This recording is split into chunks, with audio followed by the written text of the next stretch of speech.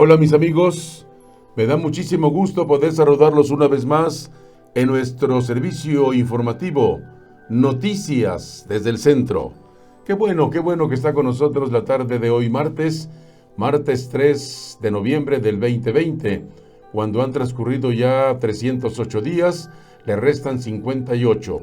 Estamos en la semana número 45. Hoy están de plácemes las personas que llevan por nombre. Hoy es San Martín de Porres, Huberto e Ida. Para usted que lleva cualquiera de estos nombres, muchas, pero muchas felicidades. Hoy celebra su santo.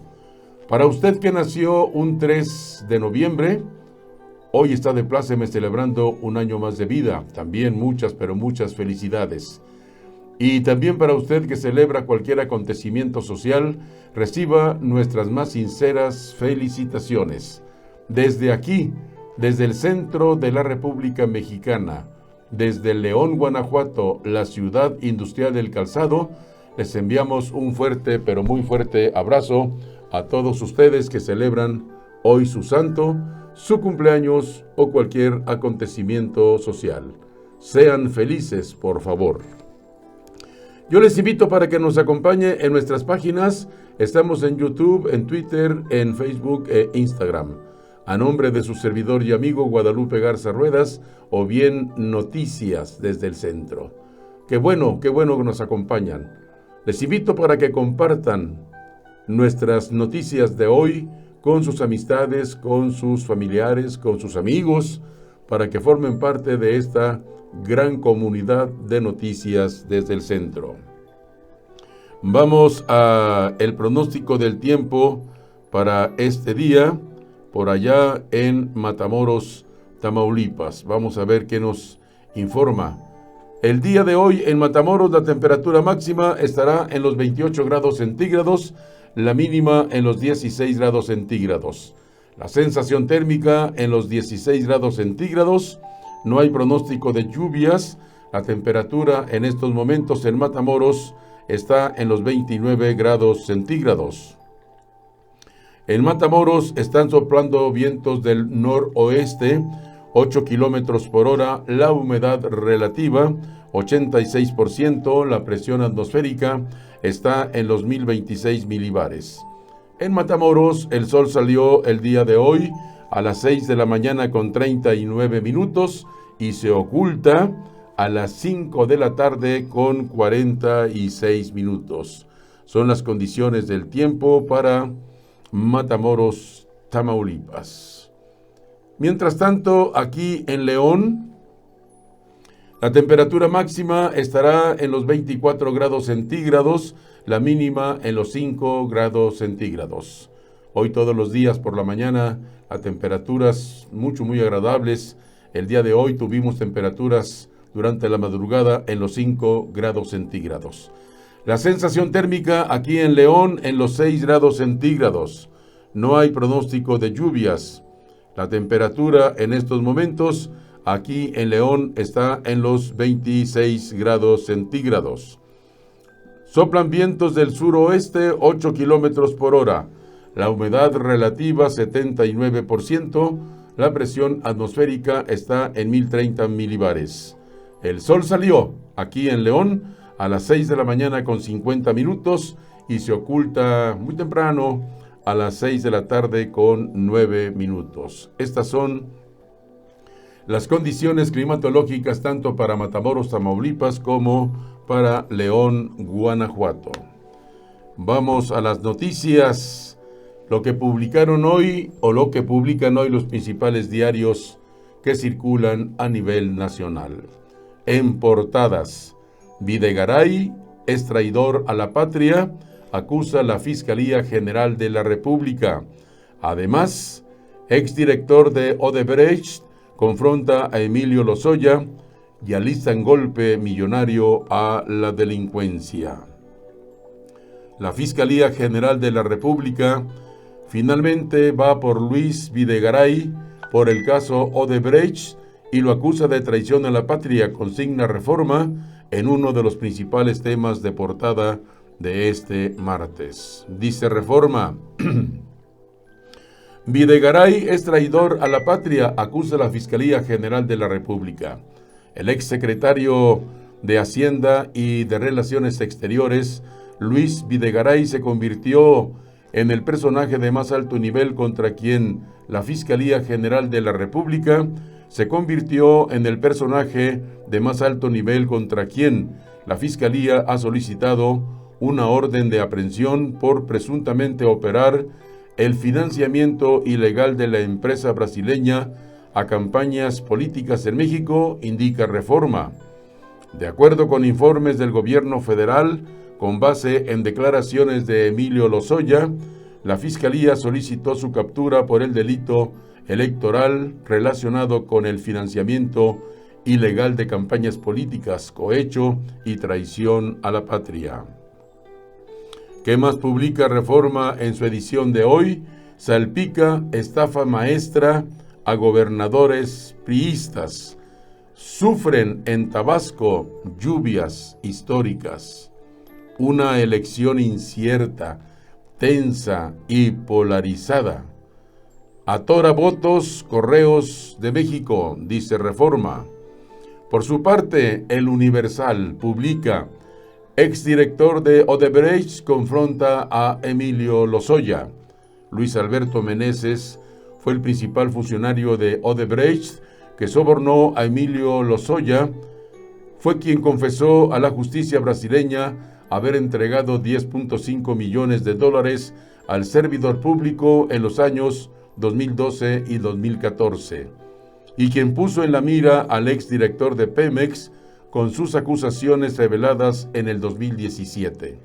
Ahora Meneses, señala El Universal, desmiente las versiones que Lozoya Austin está ofreciendo a la justicia mexicana en su intento por obtener un trato preferencial. Y también El Universal publica ocurrencias, la mayoría de iniciativas de Morena en la Ciudad de México.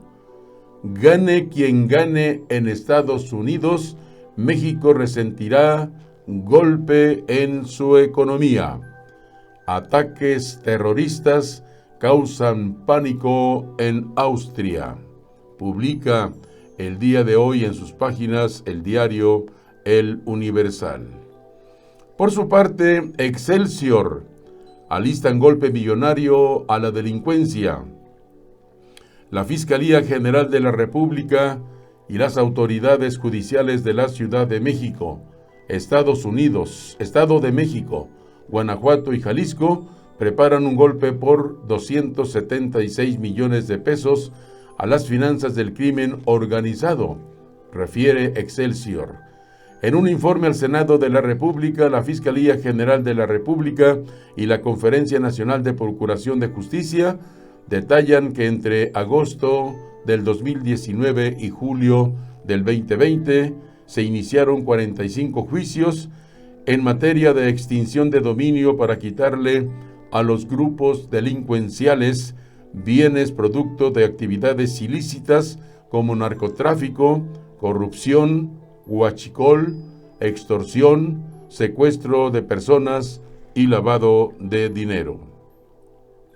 También Excelsior publica cita histórica en las urnas en los Estados Unidos.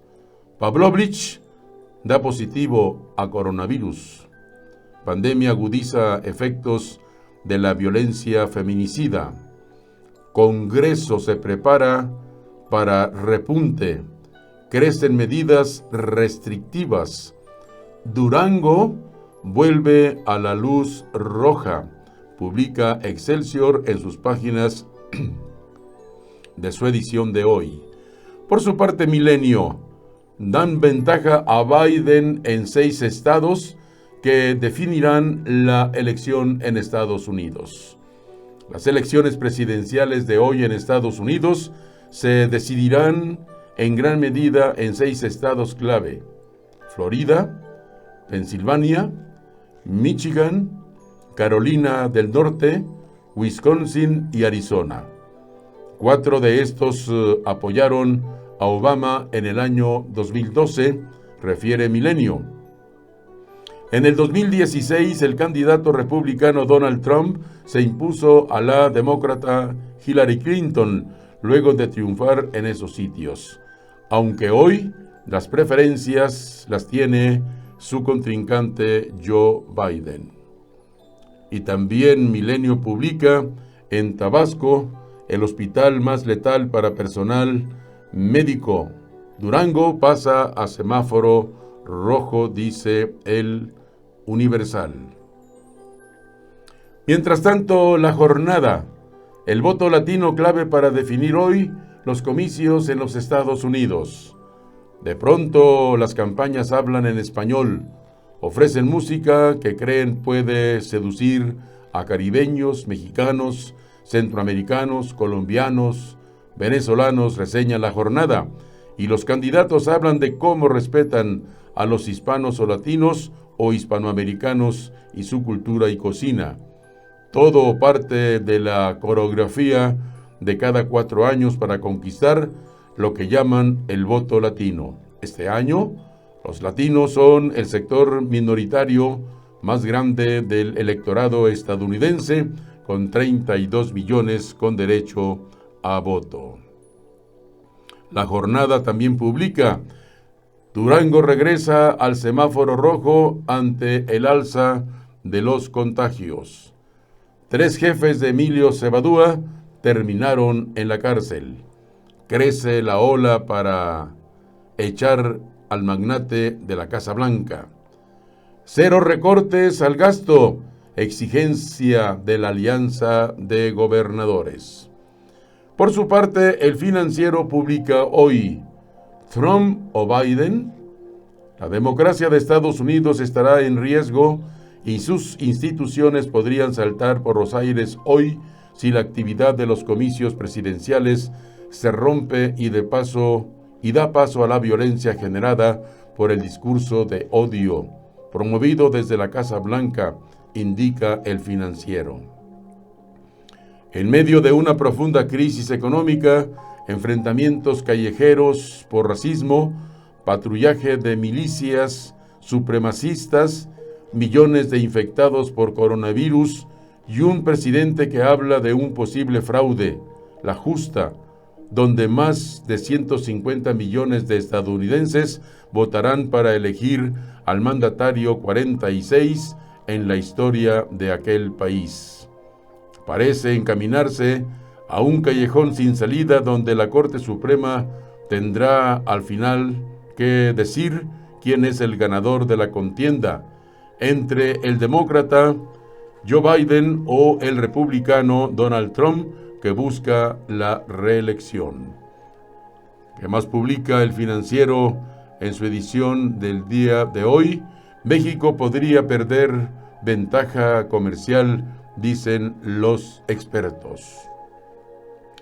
Por su parte, El Economista publica en sus páginas del día de hoy, dice El Economista: elecciones en Estados Unidos abren los centros de votación en Nueva York y otros estados, dice El Economista en sus páginas.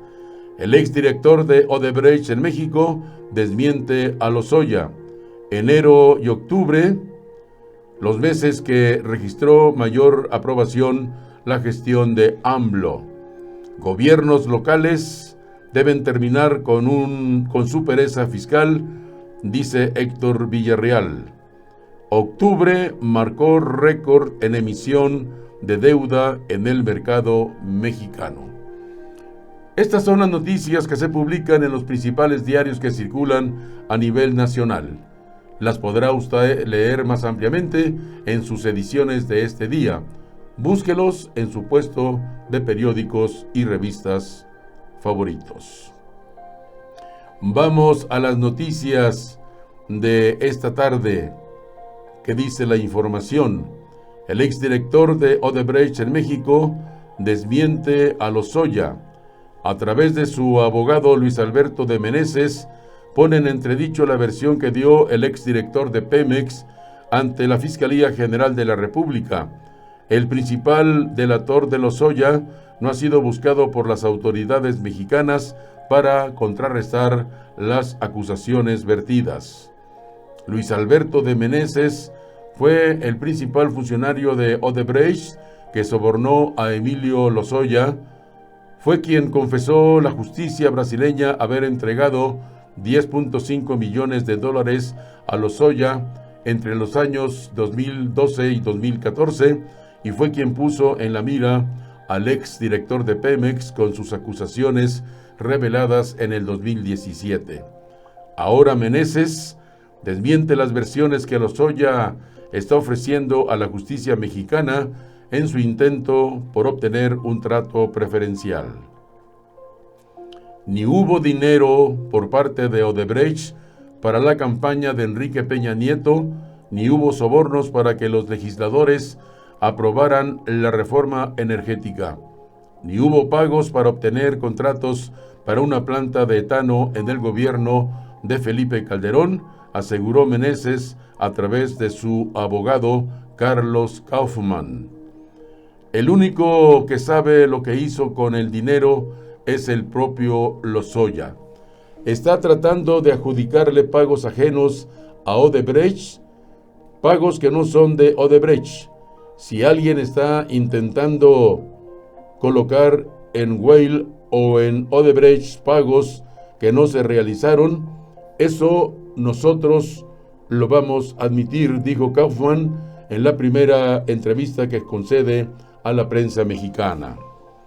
Luego de ser extraditado a México en el mes de julio pasado, Lozoya solicitó a la Fiscalía General de la República la posibilidad de actuar como un testigo colaborador para aportar información esencial sobre el tema de corrupción. Con ese criterio de oportunidad, Lozoya espera ofrecer sus confesiones a cambio de que las autoridades no ejerzan una acción penal en su contra. En su denuncia, que consta de 63 páginas presentadas ante la Fiscalía General de la República, Lozoya señala que supuestos sobornos de Odebrecht a legisladores, aportaciones a la campaña de Peña Nieto y menciona el involucramiento de funcionarios de los gobiernos de Calderón y de Peña. Estas acusaciones son calificadas como falsedades por parte de la defensa legal de Meneses. Según Lozoya, cuando trabajaba en la campaña de Peña Nieto a principios del año 2012, se reunió con Meneses en la cafetería El Globo en Las Lomas para pedirle $6 millones a nombre del propio aspirante presidencial. Le dije a Weil que esa petición venía directamente del entonces candidato Peña Nieto y que Odebrecht se vería beneficiado cuando ganara. Él me dijo que lo veía bien, contó Lozoya. Lozoya proporcionó más detalles. Meneses le respondió que Odebrecht aportaría $4 millones, de los cuales 2.5 millones serían entregados para la campaña de Peña Nieto, con lo que la firma brasileña esperaba posicionarse con el PRI. Lozoya le dio los datos de una cuenta bancaria que tenía en Suiza a la que fueron transferidos los depósitos entre abril y junio del año 2012. Kaufmann negó que Meneses haya dado dinero expresamente para financiar la campaña peñista. Según el abogado, no se realizaron más pagos que los reportados previamente por el ex jefe de Odebrecht en México, Luis Weil. Asumió toda la responsabilidad de todos los pagos que hizo y comprobó todos los pagos con documentos, pero él no se responsabilizará de lo que no hizo, dijo a Quinto Elemento Lab a través de una videoconferencia desde Brasil.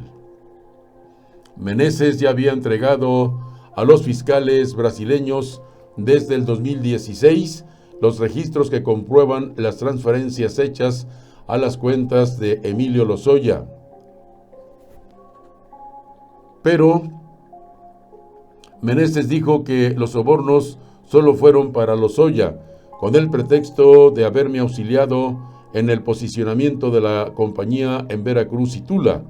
Me dijo que entendía que debía hacer un pago en su favor del orden de $5 millones, contó el ex jefe de Odebrecht a los fiscales brasileños.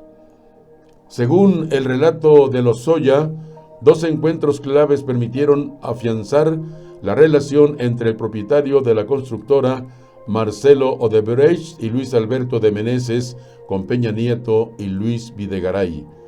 En abril del 2010, según afirmó el exdirector de Pemex, Peña Nieto viajó a Brasil como gobernador del Estado de México y se encontró con los directivos de la compañía brasileña.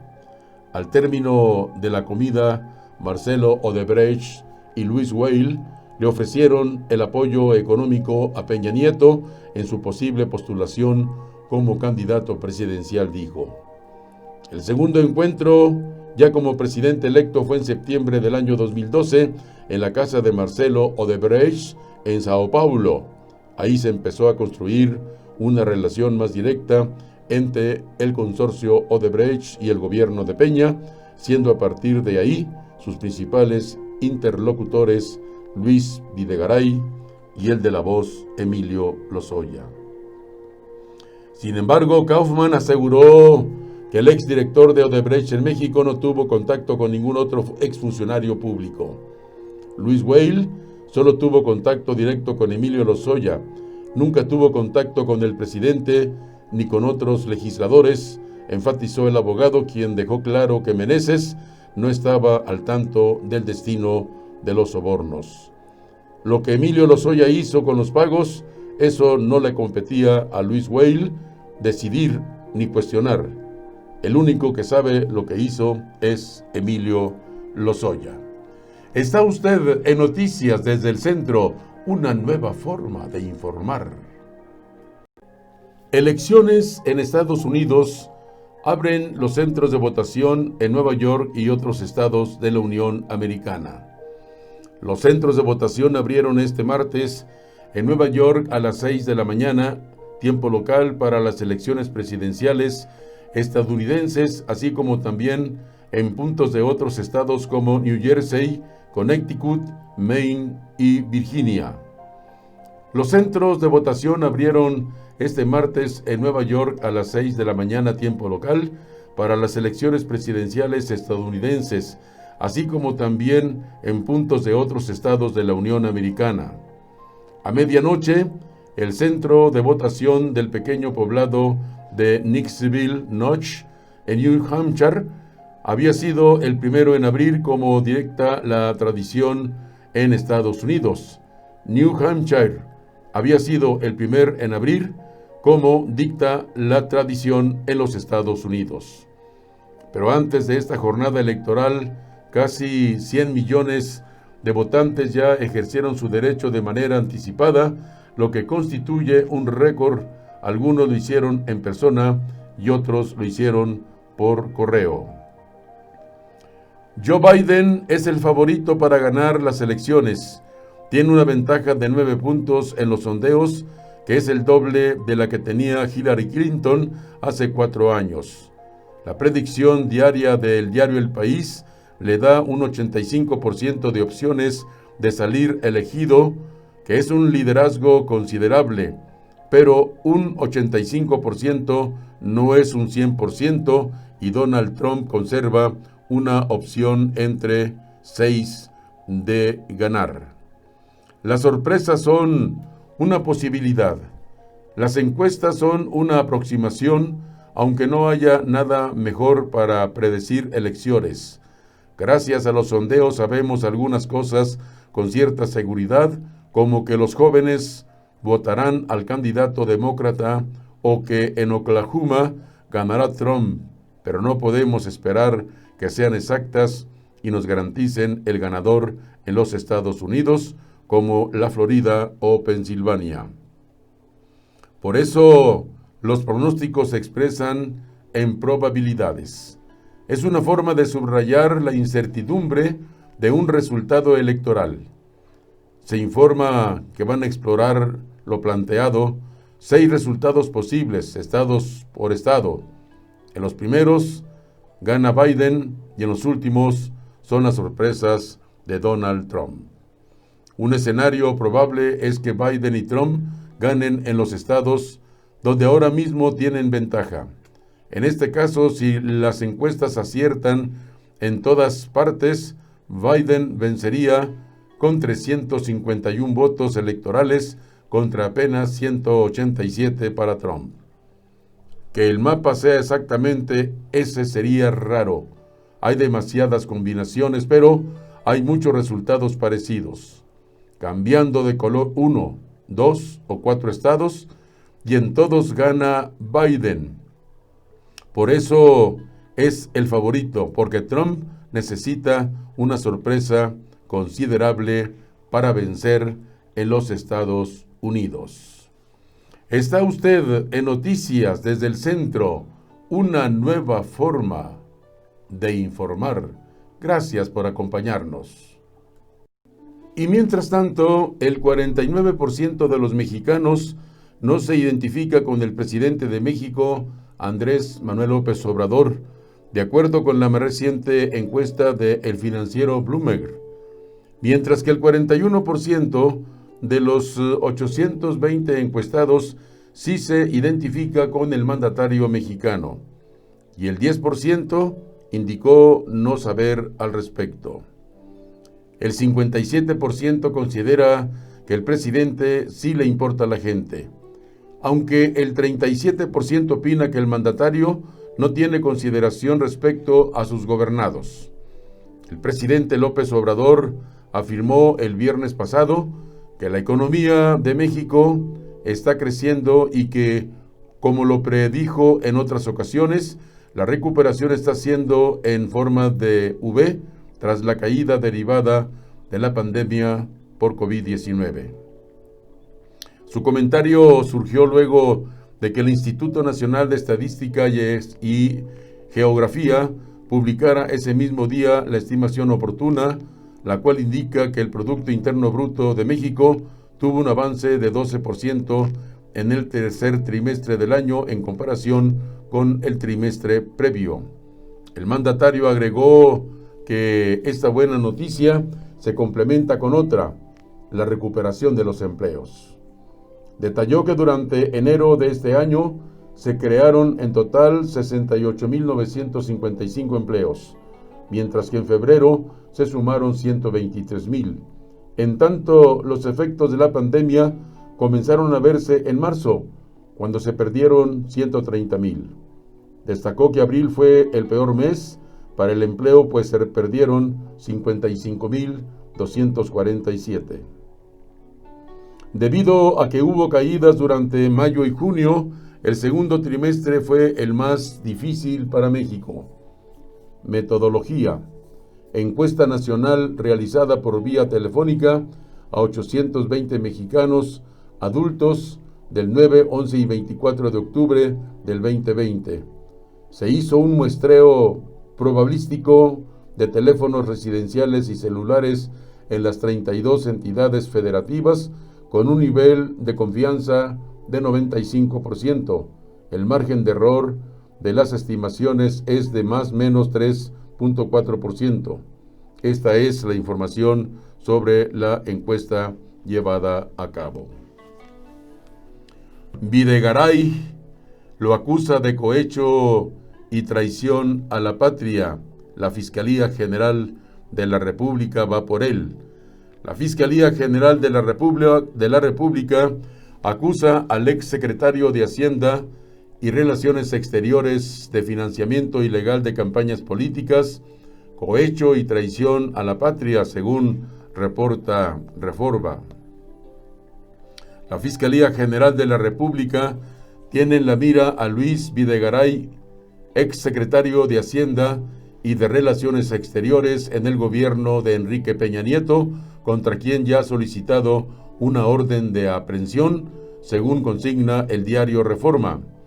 Informes del gobierno federal, citados por el medio con base en declaraciones de Emilio Lozoya, exdirector de Pemex, indican que la Fiscalía solicitó su captura por presuntamente operar el financiamiento ilegal de Odebrecht a campañas políticas en México, así como por los delitos de cohecho, entre otros, dicen las noticias. Ensayos de vacuna de Oxford y AstraZeneca producen fuerte respuesta inmune en los adultos. Los ensayos clínicos de la vacuna contra el coronavirus desarrollada por la Universidad de Oxford, dicen las noticias, son positivas para su aplicación. Está usted en Noticias desde el Centro.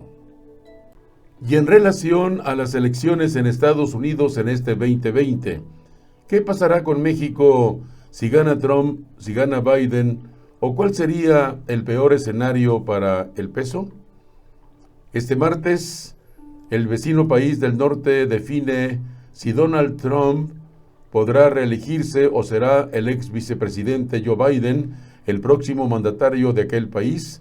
¿Cuál sería el peor escenario para AMLO y el peso mexicano? A unas horas de que las casillas comiencen a abrir en la costa este de los Estados Unidos, donde los ciudadanos elegirán hoy martes a su próximo presidente para el periodo 2021-2025. México se prepara para cualquier resultado y cualquier escenario postelectoral. Pero, ¿por qué le debe importar a nuestro país la elección del mandatario de su vecino en el norte? Es la relación bilateral más importante que tiene México por mucho en términos comerciales, políticos, migratorios y de seguridad, expresó Alejandro Aurrecochea, consultor de asuntos públicos y riesgos políticos. Las encuestas en los estados clave de aquel país ponen a Joe Biden, ex vicepresidente en la administración de Barack Obama, como el favorito, pero hace 4 años Donald Trump, actual presidente, sorprendió a todos y consiguió una victoria que espera repetir este mismo año. En general, la victoria de Biden sería más positiva para la sociedad mexicana. Disminuiría la retórica y acciones en contra de los migrantes en Estados Unidos y habría mayor probabilidad de que se impulsen medidas como la legalización de los Dreamers, aseguró Aurrecochea. Se trata de aquellos jóvenes que llegaron a Estados Unidos desde muy pequeños junto a sus padres inmigrantes y prácticamente toda su vida lo han vivido en aquel país. El único que realmente conocen y a quienes la administración de Obama protegió a través de DACA, política que Trump ha intentado desmantelar. Asimismo, es de esperar que una administración Biden impulsaría el crecimiento vigoroso de la economía estadounidense, pero eso también lo haría Donald Trump. De manera relacionada, es más factible que el candidato demócrata se muestre contrario a posibles acciones por parte de López Obrador que vulneren la equidad de los comicios y la división de poderes, detalló el experto en política. Y tomando las noticias sobre Luis Videgaray, la Fiscalía General de la República tiene en la mira a Luis Videgaray, exsecretario de Hacienda y de Relaciones Exteriores en el gobierno de Peña Nieto, contra quien ya ha solicitado una orden de aprehensión según consigna el diario Reforma. Informes del gobierno federal citados por el medio con base en declaraciones de Emilio Lozoya, exdirector de Pemex, indican que la Fiscalía solicitó su captura por presuntamente operar el financiamiento ilegal de Odebrecht a campañas políticas en México, así como por los delitos de cohecho y traición a la patria. La misma información dada a conocer hoy indica que el mandamiento judicial fue pedido por la Fiscalía General de la República en 2 ocasiones a un juez de control del Centro de Justicia Penal Federal del Reclusorio Norte, pero se devolvió el expediente para subsanar algunas deficiencias. La Coordinación General de Investigación de la Fiscalía se disponía a pedir por tercera vez la aprehensión del exfuncionario, quien ha sido involucrado por Emilio Lozoya de haber gestionado millonarios sobornos desde la campaña electoral del año 2012. Videgaray fue uno de los hombres más importantes durante la pasada administración. Su cercanía con el presidente Peña Nieto lo llevó a ocupar dos carteras. Primero, al frente de Hacienda, a la que renunció en septiembre del año 2016, a raíz de la polémica visita del entonces candidato republicano Donald Trump a Los Pinos, la cual se señaló fue su responsabilidad. Pese a ello, en enero del 2017 regresó al gobierno federal como titular de la Secretaría de Relaciones Exteriores. Actualmente, Luis Videgaray se desempeña como académico del Instituto Tecnológico de Massachusetts, a donde lo han perseguido los señalamientos de supuestos malos manejos en la administración pública. En septiembre pasado, egresados y alumnos mexicanos del instituto demandaron que se termine la relación laboral con el ex secretario debido al historial de acusaciones que hay en su contra. La imputación contra Videgaray, refieren los mismos reportes, se basa en dos testimonios de Emilio Lozoya. El primero, en su denuncia del pasado 11 de agosto, y el otro, en una ampliación que rindió en el mes de octubre pasado.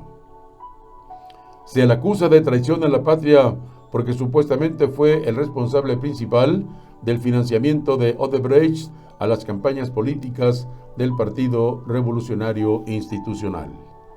La Fiscalía General de la República considera que el exsecretario colaboró en un acto contra la integridad de la nación porque el financiamiento electoral implicaba someter a una parte del gobierno de México a una entidad extranjera como Odebrecht.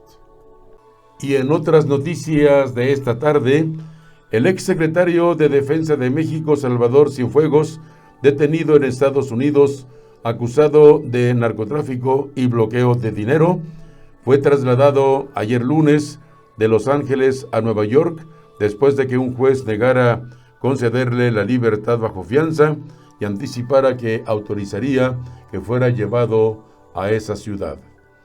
Así lo informó la cadena Univisión, que cita fuentes de la Cancillería mexicana y del gobierno de los Estados Unidos. Ya está en Nueva York, pero no dice nada, aún por razones de seguridad, señaló una de las fuentes que pidió mantener el anonimato su identidad. El Servicio de Alguaciles de Estados Unidos, el Departamento de Justicia y la Defensa de Cienfuegos declinaron confirmar el traslado, agregó Univisión. Cienfuegos fue detenido el pasado 15 de octubre a su llegada al aeropuerto de Los Ángeles, California, acusado por la Fiscalía Federal del Distrito Este de Nueva York de narcotráfico y blanqueo de dinero. Los delitos, según la acusación, se cometieron en los años 2015 a 2017, cuando Cienfuegos estaba al frente de la Secretaría de la Defensa Nacional. El escrito de la Fiscalía, firmado por el titular del Distrito Este de Nueva York, Richard Donoghue, acusa a Cienfuegos de estar implicado en la producción, tráfico y distribución de 1,000 kilogramos de marihuana, 500 gramos o más de metanfetaminas, 5 kilogramos o más de cocaína y 1 kilogramo de heroína. El pasado 20 de octubre, Alexander McKinnon, juez de la Corte Federal del Distrito Central de California en Los Ángeles, negó conceder la libertad bajo fianza al que fue secretario de Defensa durante el gobierno de Enrique Peña Nieto. Y por otra parte, Joe Biden genera optimismo en la bolsa de valores. La emisora con mayor exposición a Estados Unidos es el Grupo Cementos de Chihuahua, pues 73% de sus ingresos se generan en dicho país. El Banco de Inversión brasileño BGT considera que en el largo plazo para México sería mejor una victoria del candidato demócrata Joe Biden en las elecciones presidenciales en los Estados Unidos que del presidente Donald Trump. Además, que hay empresas mexicanas que podrían beneficiarse en este escenario. Por listar algunas compañías impactadas, destacamos a Cuervo, Herdex, Nemac, Alpec, Vesta, Fibra, Fibra MQ, Terra, Funo y Fibra MTI. En el lado exportador a Walmex, Chedraui, Lacomer, FEMSA, Herdes, Bimbo. Por las remesas, y Volaris, Aeroméxico, Azur, OMA, GAP, RLH y FIHO del sector turismo, señala el estudio. Otras empresas que se podrían beneficiar son Vesta, Coca-Cola, FEMSA, Arca Continental, Fibra Inn, Hoteles City, Alsea, Cemex, Grupo Cementos de Chihuahua, Elementia, Orbia, Grupo México, CIMEC, IH e Innova. La firma con mayor exposición a Estados Unidos, según BTG Pactual, es Grupo Cementos de Chihuahua, pues el 73% de sus ingresos se generan en dicho país.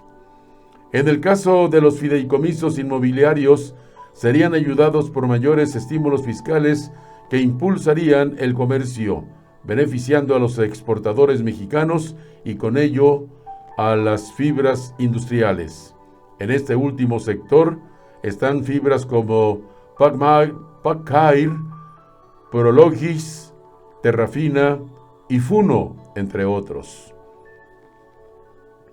Según un reporte de Intercam, Joe Biden propone un paquete de estímulos adicionales por $3 billones que en conjunto con otras medidas tendrían un impacto positivo de hasta 2 o 3 puntos porcentuales en el Producto Interno Bruto de Estados Unidos en los siguientes años. De igual forma, las políticas de redistribución de ingresos derivan en alzas de las remesas, ayudando a las empresas del sector consumo, así como a firmas del sector turismo como aerolíneas, entre otras, operadores de hoteles y de los aeropuertos. En el caso de Cemex, citan que podría beneficiarse de los programas estadounidenses de infraestructura que podrían materializarse. La postura promedio ambiente de Biden es más favorable para este sector ante la falta de vías de transporte adecuadas para ser más ecológicos, señala BGT Pactual. Y mientras tanto, el Valle de México se colocó como el epicentro de la epidemia de COVID-19 desde el inicio. Actualmente, entre la Ciudad de México y el Estado de México, suman 261.946 contagios y 25.966 fallecimientos en total. Aunque atraviesan realidades distintas, ambos se preparan para una nueva fase en la que se prevé un rebrote aunado a la temporada de influenza estacional. Para enfrentar la crisis sanitaria, las entidades han destinado alrededor de 6.800 millones de pesos para atender las necesidades de los 26 millones de habitantes en estos dos estados, reconocieron la Secretaría de Salud de la capital la secretaria, mejor dicho, de Salud de la capital, Oliva López, y Víctor Durán Mendieta, subdirector de Epidemiología del Instituto de Salud del Estado de México, en el encuentro Expansión dedicado a ese tema. La titular de Salud en la Ciudad de México explicó que han utilizado cerca de 1.500 millones de pesos del extinto Fondo de Desastres Naturales y más 3,000 millones de pesos adicionales para otros componentes. También dijo que se han destinado alrededor de 32,000 millones en apoyos directos para ayudar a sectores vulnerables que no entran directamente en el rubro de la salud. Por su parte, el subdirector de Epidemiología del Estado de México informó que se han destinado 1,500 millones de pesos de recursos estatales y cerca de 800 millones de pesos de fondos federales para enfrentar la pandemia.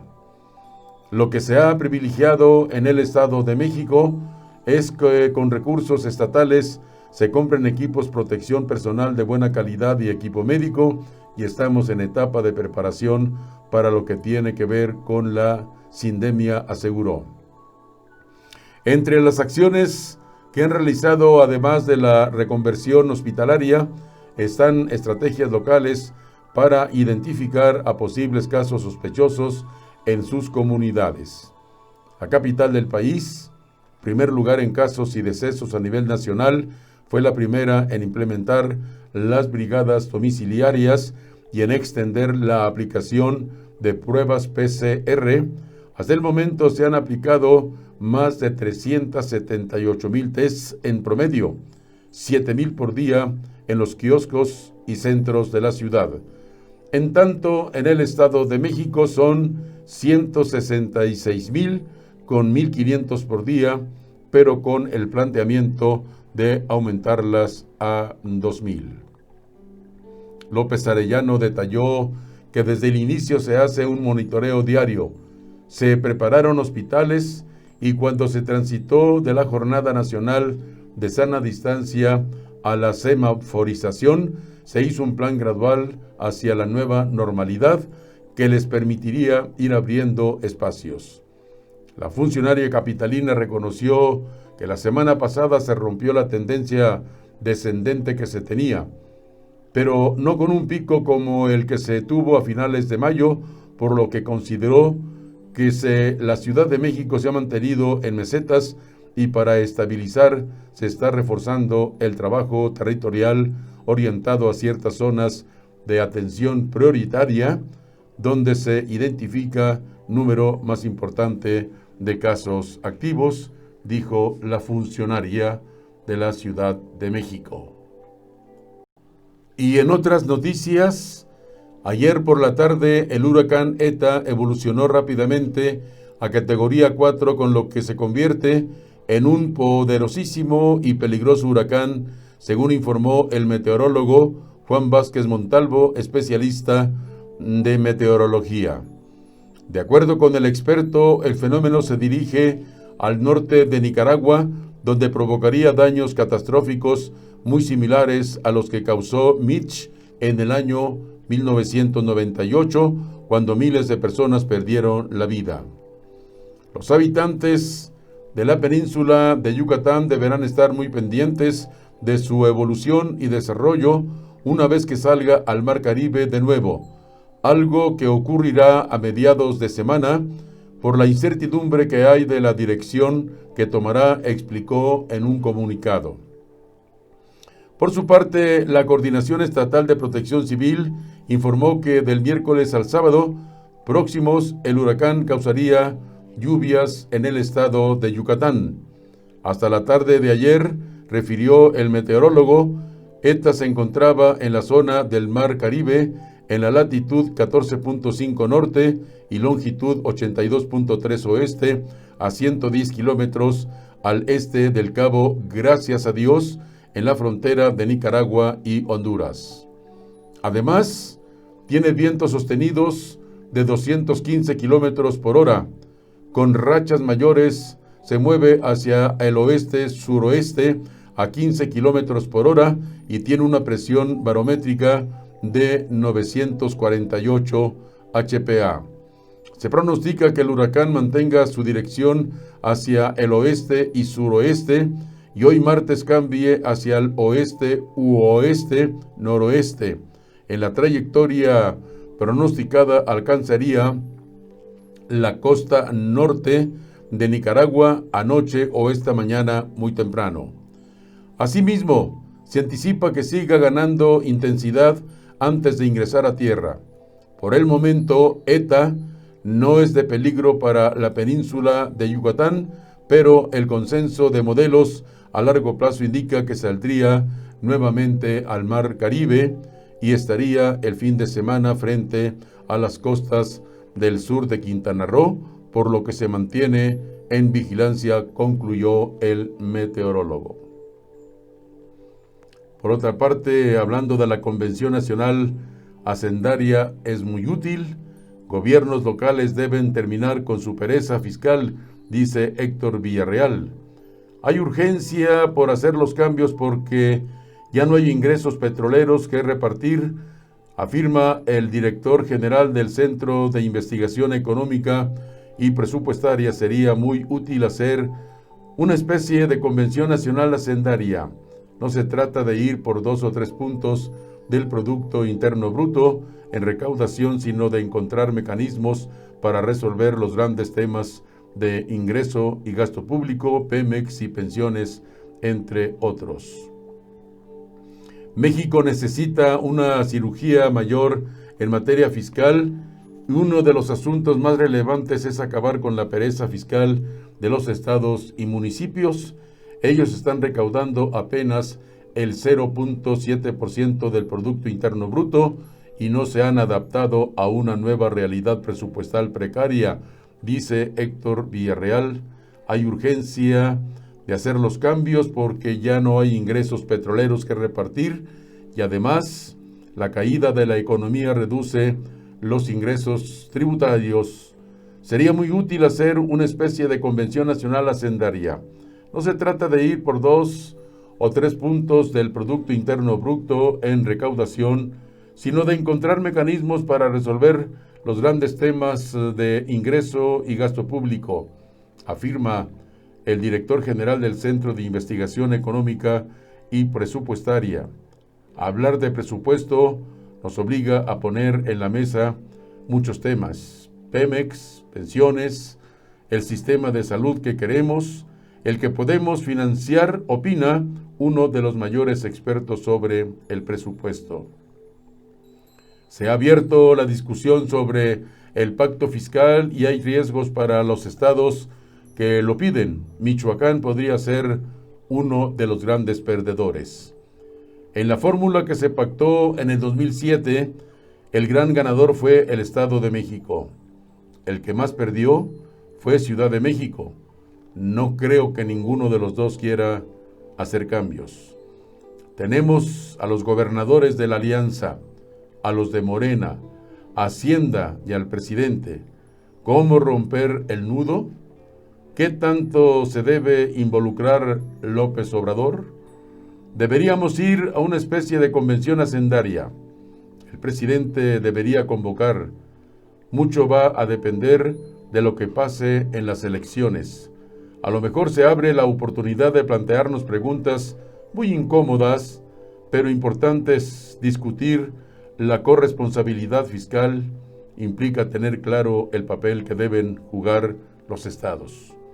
Las funciones de los estados son ambiguas. Está bien definida la federación y el municipio, pero los estados no, dijo. En solo 10 meses el gobierno está cerca de apoderarse del 72% de los fondos de salud.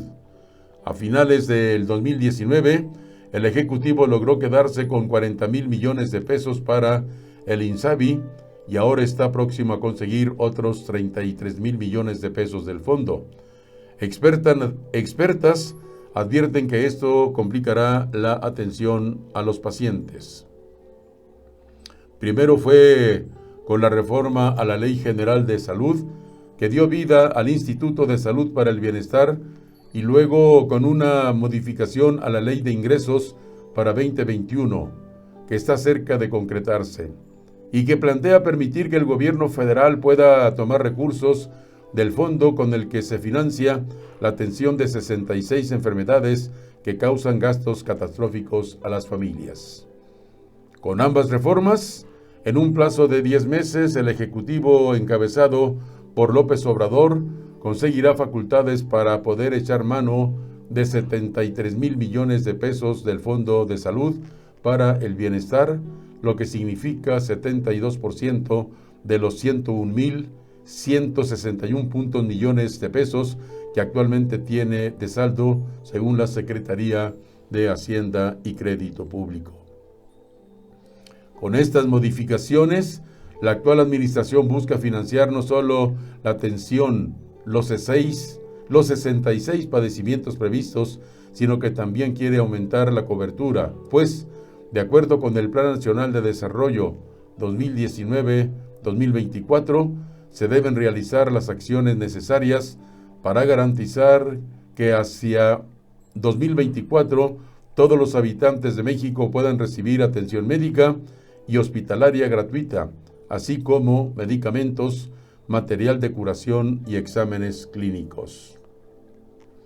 En el arranque de operaciones del INSABI, a principios de este año, tras la reforma aprobada a finales del año anterior, pacientes que se atendían en el extinto Seguro Popular denunciaron que aún continuaban los pagos en los hospitales de especialidad, por lo que el presidente López Obrador prometió que a partir del 1 de diciembre del 2020 habría cobertura total y 0 cuotas, incluso en la atención especializada de tercer nivel.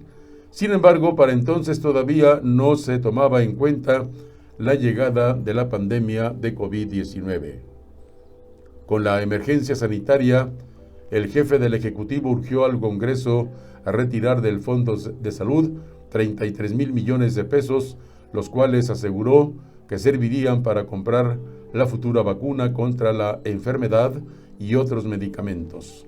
Además, López Obrador insistió en que las demás enfermedades también se van a seguir cubriendo. En este contexto, el pasado 28 de octubre, la Cámara de Diputados aprobó una reforma a la Ley General de Salud para permitir que el gobierno tome esos 33,000 millones de pesos. Un día después, el Senado incluyó ese mismo punto en la Ley de Ingresos para 2021. Esta última ley aún necesita el visto bueno definitivo de los diputados, donde se prevé que el asunto se vote en las primeras sesiones del próximo o de este mes de noviembre.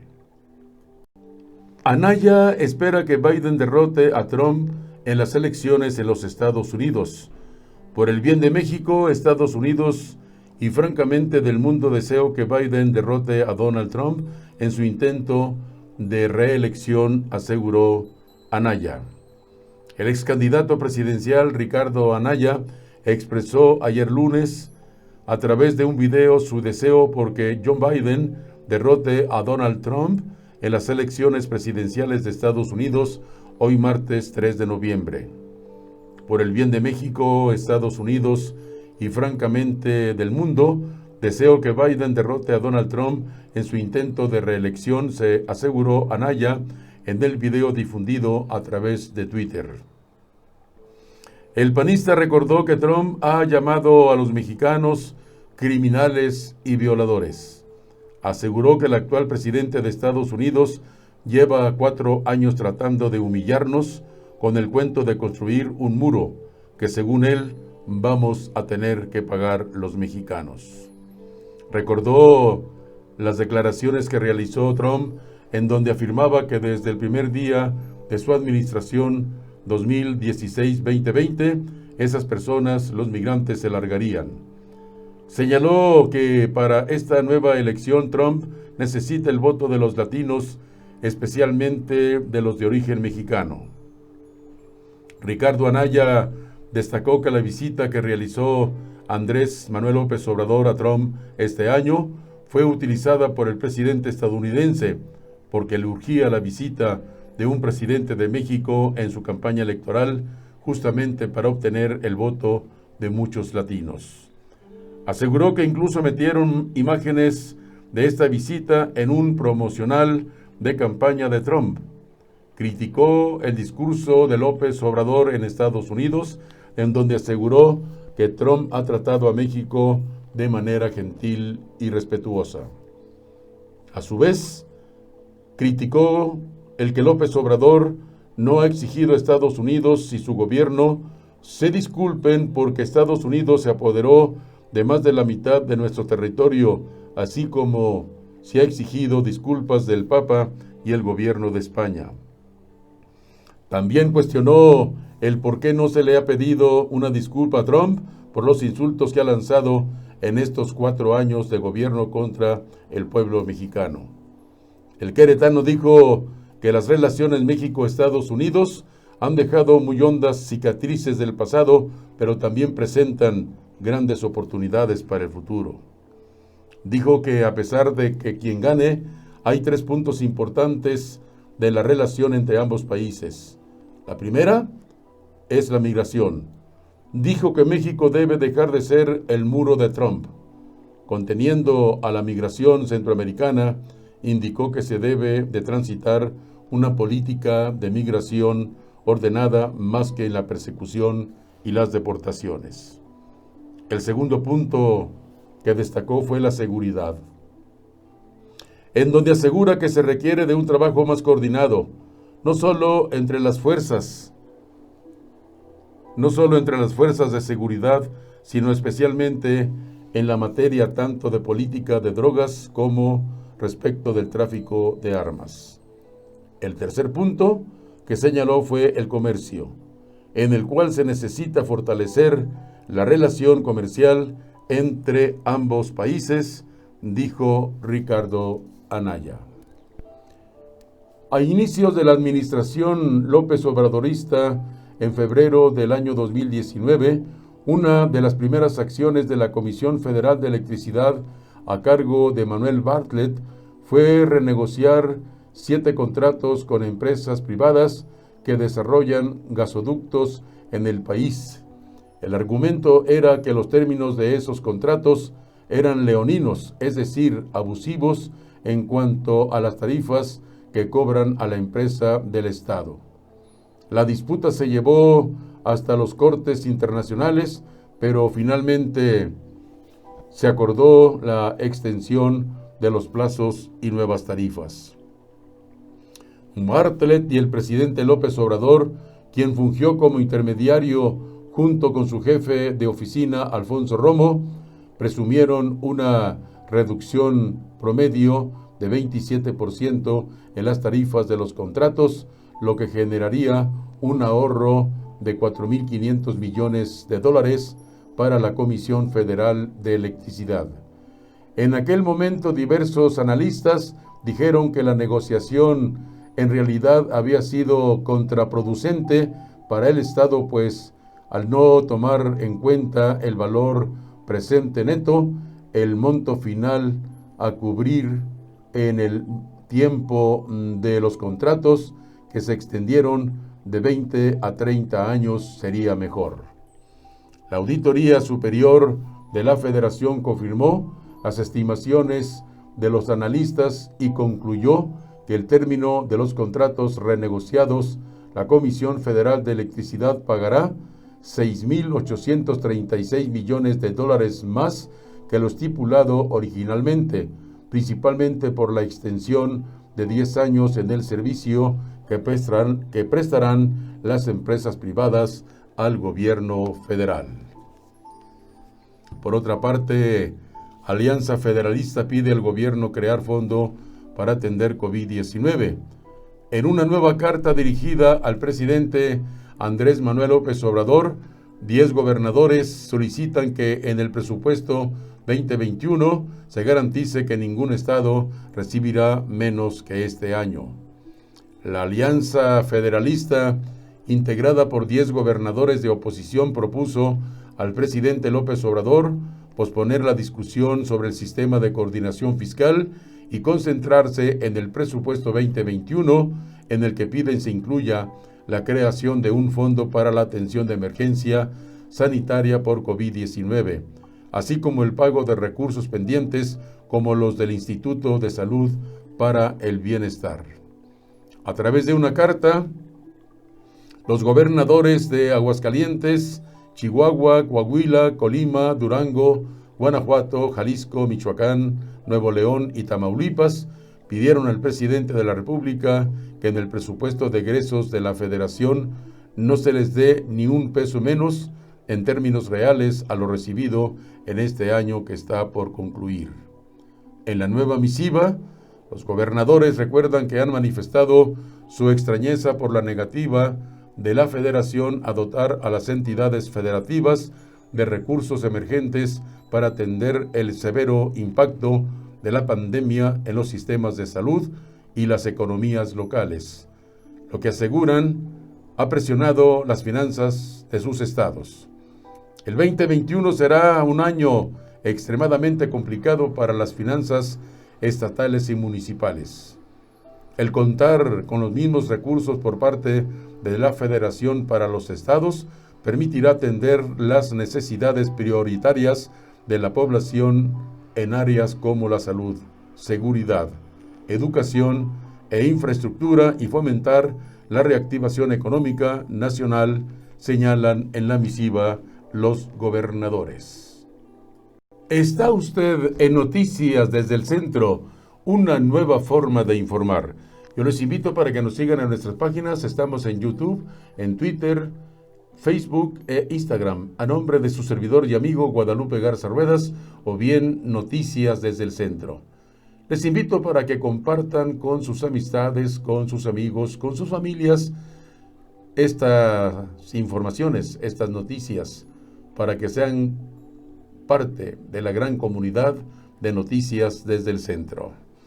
Vamos a la información que se genera en Tamaulipas y hablando propiamente en Matamoros, en el marco de los 3 días de duelo nacional en memoria por las personas fallecidas por COVID-19.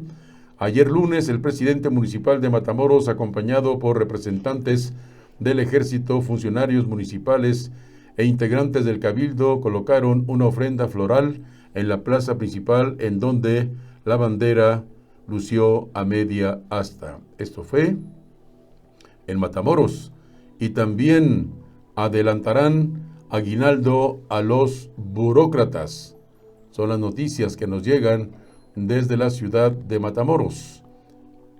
Los burócratas, pertenecientes a la Federación de Sindicatos de los Trabajadores al Servicio del Estado, recibirán a partir de este próximo 9 del presente el adelanto del 50% del aguinaldo, esto como un apoyo para incentivar la economía nacional, como también apoyar a la base trabajadora. Al respecto, el dirigente del Sindicato de Trabajadores del ISSSTE en Matamoros, Abraham Hernández, informó que son alrededor de 350 trabajadores los que laboran en esa clínica y otros 150 más distribuidos en los municipios de Vallehermoso y San Fernando, que también pertenecen a la circunscripción con sede en Matamoros. Este beneficio no está oficializado aún, sin embargo, es un hecho luego de que ya existe este acuerdo entre la parte patronal y el sindicato, de manera que se espera una importante derrama económica en las próximas semanas, dijo. Explicó el entrevistado que son 40 días los que se les van a pagar a los sindicalizados, ellos de acuerdo con como lo establece el contrato colectivo y que se aplica de conformidad con la categoría de cada empleado. De manera que el adelanto del aguinaldo consiste en 20 días y bueno, este recurso los compañeros lo aprovecharán para anticipadamente adquirir lo necesario para los convivios de Navidad y de Año Nuevo, expresó. A nivel nacional, son alrededor de 45 sindicatos los que pertenecen a la FETSE y todos los afiliados en el país recibirán este adelanto en las citadas prestaciones, agregó el líder sindicalista. No habrá médicos para un rebrote del COVID-19. No habrá médicos para este rebrote. A la fecha han fallecido más de 50 profesionales de la salud, lo que sería un grave problema porque habrá un déficit de personal para atender a quienes requieran atención, dice el alcalde Mario López en Matamoros. Ante el temor de que se presente un nuevo rebrote de COVID-19 en Matamoros, este no sería el único problema, sino que ahora se estaría agravando al no contar con los suficientes médicos para atender a los pacientes con este virus, ya que en lo que va de la pandemia han sido alrededor de 50 profesionales quienes han muerto a consecuencia de esta enfermedad, afirmó el presidente municipal de Matamoros, Mario Alberto López Hernández. Explicó que si en estos momentos se presentará un repunte en el número de contagios y de personas que requiere de hospitalización, se registraría un déficit de doctores, considerando la cantidad de profesionistas que han fallecido en estos meses.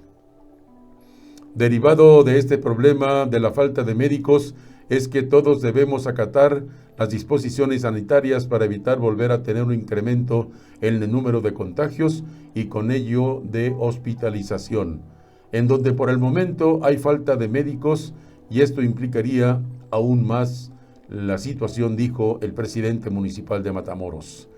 Esto es una realidad, no es un invento. Se han muerto más de 52 personas entre los compañeros doctores y doctoras del sistema de gobierno, además de los particulares. Por eso es importante reflexionar y cuidarse lo más que se pueda para evitar que haya un repunte en los casos de contagios del COVID, agregó. López Hernández indicó que de presentarse de nueva cuenta un contagio masivo, como sucedió al inicio de la pandemia, no se va a contar con la atención médica ni requerida, ya que son pocos los doctores que quedan al frente de las instituciones médicas, dijo. Por otra parte, el senador panista Ismael García Cabeza de Vaca presentó una iniciativa con proyecto de decreto para reformar el artículo 2 de la Ley del Impuesto al Valor Agregado, que de ser aprobada reduciría del 16 al 8% la tasa del IVA de manera general en las zonas fronterizas norte y sur del país. El proyecto de decreto por el que se reforma y adiciona la Ley del Impuesto al Valor Agregado contempla una adición tras la cual el texto del artículo quedaría así. El impuesto será calculado a una tasa del 8% en relación con los valores establecidos en la presente ley o cuando las actividades o prestación de bienes y servicios se realicen por los habitantes residentes de la región fronteriza. García Cabeza de Vaca, senador por Tamaulipas e integrante del grupo parlamentario del Partido Acción Nacional, indicó que a más de 5 años de que entró en vigor el decreto que incrementó la tasa del IVA en la región fronteriza del 11 al 16%, la falta de voluntad política no ha permitido revertir esta medida que mantiene a la población fronteriza en desventaja, particularmente a la que habita en la frontera norte contigua a la economía del primer mundo. Con la entrada en funciones del actual gobierno federal el pasado 31 del 2018, se aplicó en el Diario Oficial de la Federación el decreto de estímulos fiscales para la región fronteriza norte, con una validez de 2 años y dirigido solo a un sector de la población como comerciantes o empresarios y no al público en general, explicó el legislador tamaulipeco. Ese decreto, agregó, contempla la reducción del IVA del 16 al 8% y el impuesto sobre la renta del 30 al 20%. Sin embargo, no contempló que los insumos que se consumen en la región fronteriza no se producen en la misma región, es decir, que se adquieren en el país vecino o en el interior del país en donde están tasados al 16%. Esto significa que en todos los casos las empresas generan saldos a favor del IVA que hasta el ejercicio 2018 tenían la oportunidad de compensar, entre otros impuestos, a cargo vía compensación universal, dijo el gobernador. Está usted en Noticias desde el Centro, una nueva forma de informar. Estamos en las noticias que se generan en Matamoros. Durante el fin de semana se atendieron por lo menos 18 accidentes automovilísticos, considerando que estuvo muy movido debido a que fue quincena. Hubo celebraciones de Halloween y en muchos de los casos se relacionan con el consumo de bebidas alcohólicas, reveló Francisco Ponce Lara. El coordinador de socorros de la Cruz Roja, Delegación Matamoros, indicó que tan solo el viernes y el sábado fueron 16 accidentes en donde las personas resultaron con lesiones de leves a graves. El domingo fueron 2 accidentes y atención a personas que cayeron de su propio peso, así como también atención a personas con síntomas de COVID-19, entre otros padecimientos, dijo. Señaló que desafortunadamente muchas personas hicieron caso omiso a las recomendaciones realizadas por el sector salud de no festejar la Noche de Brujas, ya que hubo muchas fiestas en casas particulares, así como también personas adultas con menores de edad recorriendo las calles y pidiendo dulces. Debemos recordar que aún nos encontramos en medio de una pandemia y que si seguimos desobedeciendo las indicaciones del sector salud, pronto volveremos a la fase 1, en donde se tendrá que cerrar todo de nueva cuenta, finalizó. Y estas son las noticias que se generan en el estado de Guanajuato. En el estado de Guanajuato suman 51,106 confirmados del COVID-19, 3,249 se encuentran bajo investigación, mientras que ya 70,972 son los casos descartados. Además, 44,736 son los casos recuperados del padecimiento. Por otra parte, se informa que 3,435 son los decesos en la entidad guanajuatense.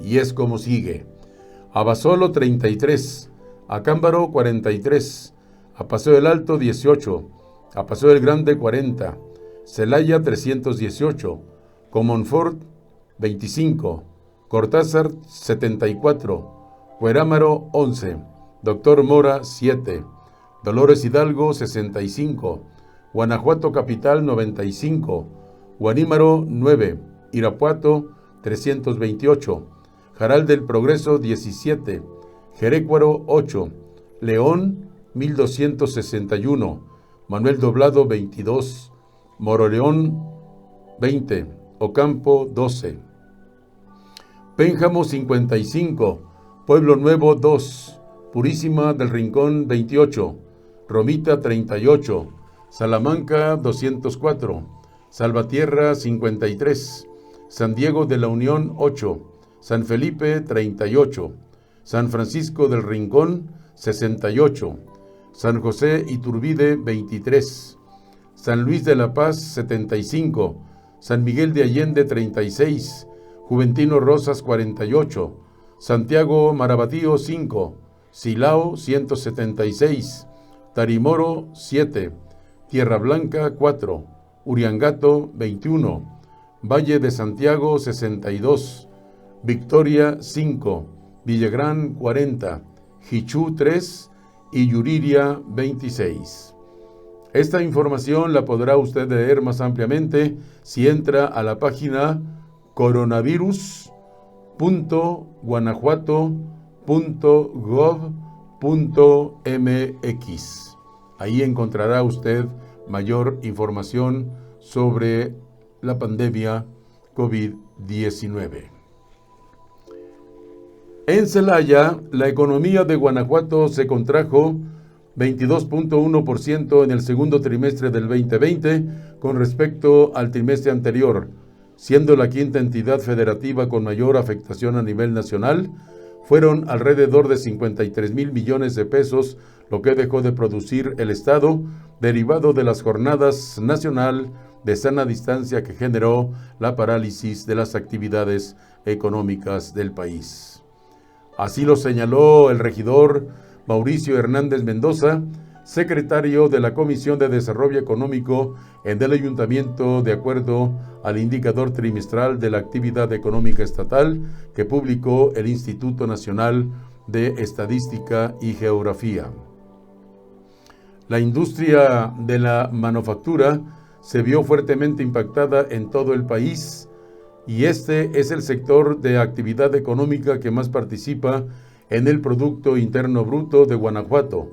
29 de cada 100 pesos producidos en el estado se generan en el sector industrial manufacturero, por lo que nuestra entidad vio paralizarse una parte muy importante del aparato productivo, afirmó el edil.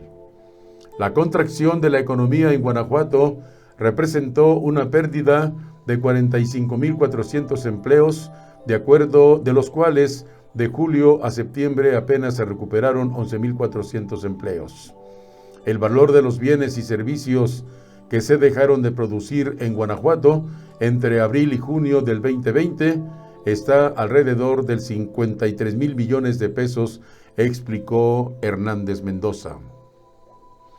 La industria de maquinaria y equipo, la industria alimentaria, la industria de productos derivados del petróleo, carbón, química, plástico y del hule, y la industria de fabricación de prendas de vestir son las que más producen empleos, generan en Guanajuato. Por ello es necesario diseñar programas específicos para estas industrias, dijo el regidor. De Guanajuato capital, debe dejarse de castigar a Guanajuato con restricciones o omisiones presupuestarias y faltas de apoyo que no merece el pueblo de Guanajuato. Es un hasta aquí al esquema en el que los guanajuatenses tributamos más, pero nos toca menos, pronunciaron los diputados locales del Partido Revolucionario Institucional. En la bancada del tricolor, que es ahora coordinada por Hugo Varela Flores, consideraron razonable el reclamo de tener una justa distribución de la recaudación fiscal y la propuesta de realizar una convención nacional hacendaria para revisar el pacto fiscal. Refrendaron la vocación federalista y respaldaron las manifestaciones hechas por los gobernadores que integran la Alianza Federalista, en el que se incluye al Ejecutivo de Guanajuato, Diego Sinué Rodríguez Vallejo. Mientras tanto, en Juventino Rosas, la tarde de este lunes se realizó el hallazgo del cuerpo de un hombre en un terreno siembra debajo de un pequeño árbol, esto en la comunidad de Franco Tavera, en el municipio de Juventino Rosas. El reporte llegó al 911 minutos antes de las 5 de la tarde. Por tal motivo, elementos de seguridad pública acudieron al lugar y al corroborar el hecho acordonaron el área. Personal de peritos de la Fiscalía Regional realizaron el levantamiento del cadáver e indicios que fueron trasladados al servicio médico forense para establecer las causas de su muerte. Por el momento, el hoyo occiso está en calidad de no identificado. Automovilistas que circulaban por la zona y quienes presenciaron el accidente informaron que una unidad de policía iba siguiendo a dos hombres que tripulaban una motocicleta. Esto es en relación a una persecución de elementos de la policía municipal a dos motociclistas. Terminó en un accidente luego de que los civiles cayeran al cauce del malecón del río en su intento de huir. El accidente se registró la noche de ayer a las 21:30 horas sobre el malecón del río a la altura de la calle Alud en la colonia Peñitas. Al emparejarse la unidad de la policía con los dos hombres, el conductor de la moto perdió el control del volante. Quiso maniobrar, pero se fue al cauce del malecón. Los elementos preventivos pidieron una ambulancia para que atendiera a los lesionados. Personal de bomberos y de protección civil acudieron al lugar para atender a los lesionados y sacarlos del cauce seco del malecón. Luego los trasladaron a recibir atención médica. Los lesionados no han sido identificados, pero aparentan una edad aproximada de entre 20 y 25 años. Uno de ellos fue reportado grave y fue trasladado al Hospital Comunitario de Las Joyas. El otro fue llevado al Hospital General de León, pero su estado de salud no fue informado. Hasta el momento se desconoce cuál fue el motivo de la persecución de los elementos de la policía a los motociclistas. Estamos llegando ya a la parte final de Noticias desde el Centro. Gracias, muchísimas gracias por haber estado con nosotros la tarde de hoy. Yo les invito para que nos acompañen el día de mañana, miércoles, a partir de las 2 de la tarde, tiempo del Centro, cuando estaremos nuevamente con ustedes en Noticias desde el Centro, que se transmite vía internet desde León, Guanajuato, la ciudad industrial del calzado, desde el centro de la República Mexicana para todo el mundo. Gracias, muchísimas gracias por su amable compañía. Los invito para que compartan estas noticias en nuestras páginas de YouTube, Twitter, Facebook e Instagram, a nombre de su servidor y amigo Guadalupe Garza Ruedas, o bien Noticias desde el Centro. Antes de retirarnos, como siempre, como todos los días, la recomendación para ustedes: no salgan a la calle sin su cubrebocas. Respeten la sana distancia. No acudan a lugares donde haya muchas personas, porque ahí existe la posibilidad de contraer el coronavirus. Lavarse las manos continuamente con agua y con jabón. Si tienen por ahí en su casa gel, utilícenlo. También puede ayudar a evitar el contagio del coronavirus. Si usted se protege, le aseguro que protege a su familia. Gracias, muchísimas gracias por habernos acompañado. Los espero el día de mañana a las 2 de la tarde, tiempo del Centro. Estamos con ustedes de lunes a viernes, todos los días. Gracias. Les saluda su amigo y servidor Guadalupe Garza Ruedas. Mañana los espero. No me fallen. ¿De acuerdo?